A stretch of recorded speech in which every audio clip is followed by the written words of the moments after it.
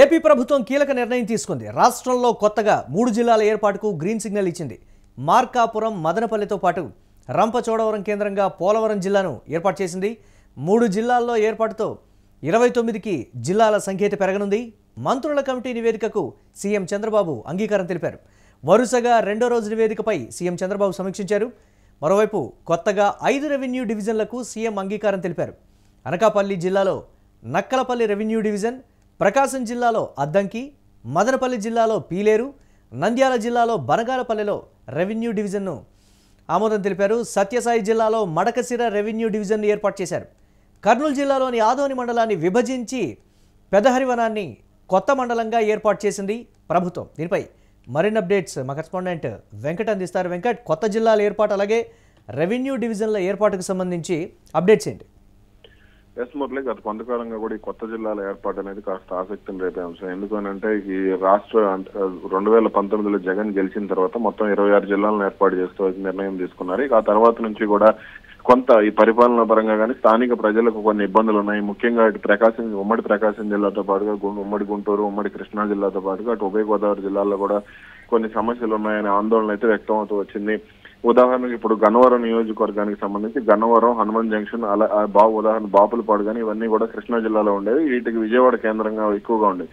అయితే ఇప్పుడు వాటిని కృష్ణా జిల్లాలోకి మార్చడంతో కొంత ఇబ్బంది అయింది. దాంతో కొత్తగా అంటే జిల్లాల పునర్విభజన చేయాలి, గన్నవరం నియోజకవర్గం మొత్తాన్ని కూడా ఇటు కలపాలనే డిమాండ్లు కూడా వినిపించాయి. అలా ఇప్పుడు పెనంలూరు నియోజకవర్గం, బందర్ పార్లమెంట్కి వచ్చేటువంటి పెనంలూరు నియోజకవర్గం కూడా కృష్ణా జిల్లాలో కలపాలి, ఎన్టీఆర్ జిల్లాలో కలపాలి, దానికి విజయవాడ కేంద్రంగా ఉండాలనే డిమాండ్లు కూడా కొంత వినపడుతూ వచ్చాయి. ఎందుకంటే దూరం పరంగా చూసుకుంటే 60-70 కిలోమీటర్లు ఉంటుంది ఎటు నుంచి చూసుకున్నా సరే. అలాగే ప్రకాశం జిల్లాలో కూడా కొంత ఒంగోలు సమీపంలో ఉన్నటువంటి కొన్ని ప్రాంతాలను కూడా అటు వేరే జిల్లాల్లో కలపడం ఇవన్నీ కూడా వివాదాస్పదమైనవి. ఇక ఇదే సమయంలో ఇటు కొత్త జిల్లాలు కూడా ఏర్పాటు చేయాల్సిన అవసరం ఉందనే డిమాండ్ కూడా కొంత స్థానిక ప్రజల నుంచి వ్యక్తమవుతూ వచ్చింది. దీంతో కేబినెట్ సబ్ కమిటీని చంద్రబాబు ఏర్పాటు చేశారు. రెవెన్యూ శాఖ మంత్రి అనగాని సత్యప్రసాద్ తో పాటుగా కొంతమంది కీలక మంత్రులతో దీన్ని ఏర్పాటు చేయడం జరిగింది. ఈ నేపథ్యంలో మధ్యాహ్నం దీనిపై చంద్రబాబు నాయుడు సమీక్ష సమావేశం నిర్వహించారు. ఈ సందర్భంగా కొత్త జిల్లాలను ఏర్పాటు చేయాలంటూ కూడా చంద్రబాబు ఆమోద ముద్ర వేయడం జరిగింది. మార్కాపురం, మదనపల్లి జిల్లాలతో పాటుగా రంపచోడవరం కేంద్రంగా పోలవరం జిల్లాను కూడా ఏర్పాటు చేస్తూ కీలక నిర్ణయం తీసుకున్నారు.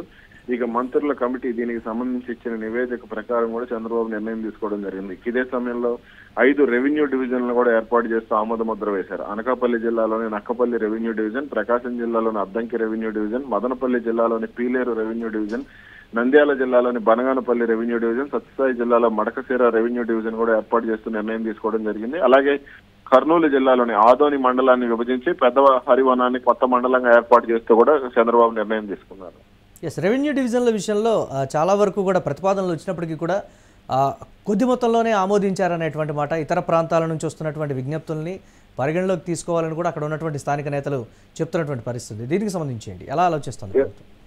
ఇప్పుడు గన్నవరానికి సంబంధించి గన్నవరం నియోజకవర్గం కానీ, నాకు చెప్పినటువంటి పెనంలూరు నియోజకవర్గం కానీ, అలాగే పెడన నియోజకవర్గంతో పాటుగా గుడివాడ నియోజకవర్గంలో కూడా దీనికి సంబంధించి కొంత విమర్శలు, అంటే ప్రభుత్వంపై విమర్శలు కూడా ఉన్నాయి. అలాగే అటు రాయలసీమ ప్రాంతాల్లోని కొన్ని మడకసిర నియోజకవర్గం కానీ, తర్వాత అటు అనంతపురం రూరల్ నియోజకవర్గం ఇవన్నీ కూడా కొంత విమర్శలకు వేదికగా మారాయి. కాబట్టి దానికి సంబంధించి కూడా చంద్రబాబు నిర్ణయం తీసుకోవాలనే డిమాండ్లు కూడా వినపడుతూ వచ్చాయి. సింగనమల నియోజకవర్గంలో కూడా దీనికి సంబంధించి కొన్ని విమర్శలు అయితే ఉన్నాయి. కానీ ప్రస్తుతానికైతే కేబినెట్ సబ్ కమిటీ సమర్పించిన నివేదిక ప్రకారం 5 రెవెన్యూ డివిజన్లు మాత్రమే చంద్రబాబు ఏర్పాటు చేస్తూ నిర్ణయం తీసుకున్నారు. అలాగే ఉత్తరాంధ్రకు సంబంధించి శ్రీకాకుళం జిల్లాలో కూడా ఈ రెవెన్యూ డివిజన్ల ఏర్పాటు విషయంలో కొంత ఆందోళన అయితే వ్యక్తమవుతూ వస్తుంది.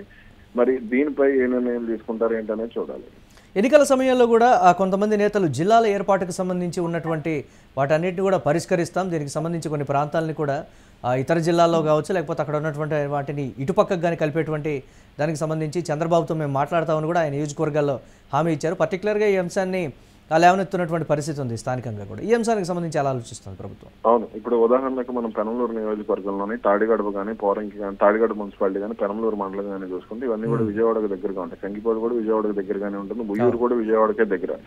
ఉదాహరణకు చూసుకుంటే వీళ్ళు ఏదైనా కావాలి అంటే వాళ్ళకి మండల కేంద్రం మచిలీపట్నం కావడంతో కొంత ఇబ్బందులు ఉన్నాయి. అదేవిధంగా అటు విజయనగరం జిల్లాలోని గజపతి నియోజకవర్గానికి సంబంధించి కూడా కొంత శృంగవరపుకోట నియోజకవర్గంలో కొంత ఉండటం, అలాగే జిల్లా మార్పు కూడా ఉండటం, ఇవన్నీ కూడా కొంత ఆందోళన వ్యక్తమైన పరిస్థితులు ఉన్నాయి. అంటే ఏదన్నా సమస్య ఉంటే ఎటు వెళ్లాలో అర్థం కాని పరిస్థితి. ఇప్పుడు పెన్షన్లకు కానీ, లేదంటే ఏదన్నా సర్టిఫికెట్లు కావాలన్నా, బర్త్ సర్టిఫికెట్లు కావాలన్నా, లేదంటే ఆస్తికి సంబంధించి ధృవీకరణ పత్రాలు కావాలన్నా కానీ వెళ్ళి ఎవరితో మాట్లాడాలో కూడా చాలా నియోజకవర్గాలు అర్థం కాని పరిస్థితి ఉంది చాలా ప్రాంతాల్లో. ఇప్పుడు వాటన్నిటికీ కూడా అది ఒక రకంగా ఎన్నికల హామీ కూడా అయింది 2024లో. దీనికి సంబంధించి అటు ప్రకాశం జిల్లాలో కూడా పెద్ద ఎత్తున రాజకీయ పరంగా కూడా హామీలు ఇవ్వడం అయితే జరిగింది. మరి దీనికి సంబంధించి ఏ నిర్ణయం తీసుకోబోతున్నారు ఏంటి, అలాగే త్వరలో మరోసారి ఈ అమరావతి జిల్లాను కూడా ఏర్పాటు చేసే అవకాశం ఉందనే వాదనలు కూడా వినబడుతూ వస్తున్నాయి. ఎందుకంటే అమరావతి జిల్లాకు సంబంధించి 7 నియోజకవర్గాలను కలపాలి అనేది కూడా ఉంది. మంగళగిరి, తాడికొండ, అదేవిధంగా మరో రాజధాని ప్రాంతంలో భాష Praveen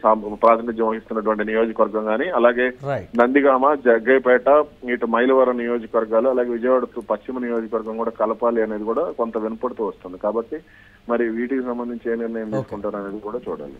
thanks for updates Venkat. జిల్లాలకు సంబంధించి కావచ్చు, రెవెన్యూ డివిజన్ల అంశానికి సంబంధించి కావచ్చు, కొన్ని ప్రతిపాదనలు ఉన్నప్పటికీ కూడా 3 జిల్లాల విషయంలో, అలాగే 5 మాత్రమే రెవెన్యూ డివిజన్ల విషయంలో కొత్త వాటిలో ప్రభుత్వం అయితే నిర్ణయం తీసుకుంది. మిగతా పెండింగ్ అంశాలకు సంబంధించి కూడా త్వరలోనే వాటికి సంబంధించి ఒక కీలక నిర్ణయం అయితే వెలువడబోతోందని ప్రభుత్వం నుంచి వస్తున్నటువంటి సమాచారం.